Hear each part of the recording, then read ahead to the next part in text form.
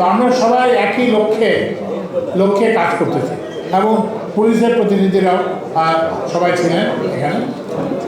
তো এখন কতগুলো মানে এটা প্রত্যেকবারই এই ধরনের একটা আলোচনা হয় ঈদের আগে।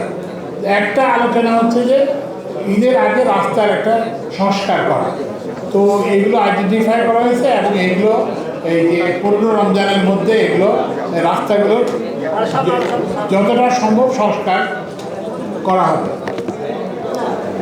এরপরে যেগুলো বড় বড় সিদ্ধান্তগুলোর কথা বলছে সেটা হচ্ছে যে আমরা এই 6টা যে টার্মিনাল, বাস টার্মিনাল এবং কি বলে যে নৌ টার্মিনাল, গুলিস্তান, ফুলবাড়িয়া, মহাখালী, সায়দাবাদ এবং গাবতলী, এগুলোতে সবগুলোতে সিসিটিভি বসানো হবে এবং ওই সদরঘাট এবং এগুলো পুলিশ কন্ট্রোল রুমের সঙ্গে এগুলোকে সহযোগ প্রদান করা হবে।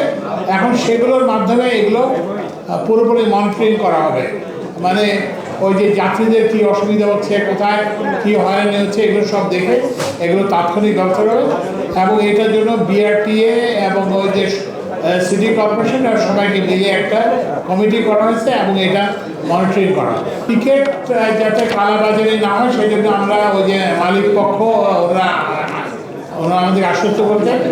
আর এইবার আমরা আশা করতেছি যে এই যানজট হয়তো একটু কম হবে এই কারণে, কারণ ছুটিটা বড়, ঈদের ছুটিটা বড় সময় ধরে, সুতরাং যারা বাড়ি যাবেন তারা মানে একটু সিদ্ধান্ত নিয়ে যেতে পারবেন, একদিন আগে পরে করে দিতে হবে না, ফিরে আসার সময় একই ব্যবস্থা হবে। এই ঈদে জামা জুতো অ্যাক্সেসরিজের ডিসকাউন্ট। এরপর হচ্ছে যে মোটরসাইকেল এবং ওই যে নরিবন কসিবন এগুলোকে ওই প্রধান সড়কের, মহাসড়কের বাইরে রাখা হবে এবং এই যে মোটরসাইকেলদেরকে খুব ইয়েভাবে নিয়ন্ত্রণ করা হবে যে তারা যাতে হেলমেট, শুধু চালক না এবং যাত্রীরাও যাতে হেলমেট পরেন সেটা নিশ্চিত করা হবে।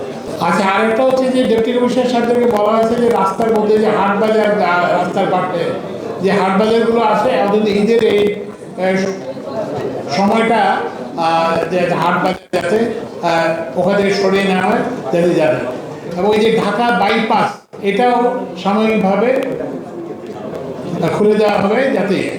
তারপরে ওই যে যেটা বলা হয়েছে যে ঢাকা বিআরটি, এটাকেও আমরা ওই একদিক থেকে যাতায়াতের ব্যবস্থা করবো যাতে যাতায়াতটা স্মুথ হয়।